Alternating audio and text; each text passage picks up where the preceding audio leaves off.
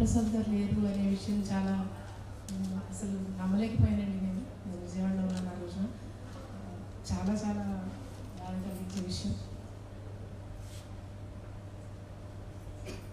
రాంప్రసాద్ గారు ఈ మధ్యకాలంలో నాకు ప్రెసిడెంట్గా చేయాలి, మీరు ఉండాలమ్మా అని నన్ను ప్రెసిడెంట్గా చేయడం మన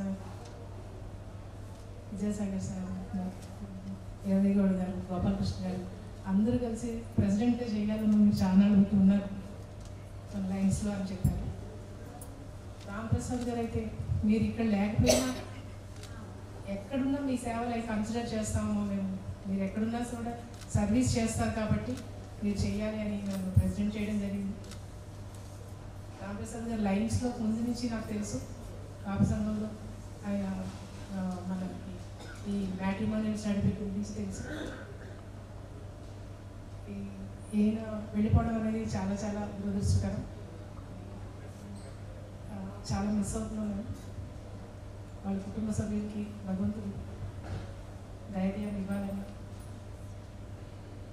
ఆయన సేవ ఎలా చేయాలో అనేది కూడా మాకు నేర్పించారు. ఒక పద్ధతిగా ఎలా దాన్ని ప్రమోట్ చేయాలి, లైన్స్లో దాన్ని ఎలా ముందుకు తీసుకెళ్ళాలి, చాలా విషయాలు నాకు చెప్పేవారు ఆయన. మిస్సింగ్ ఎలా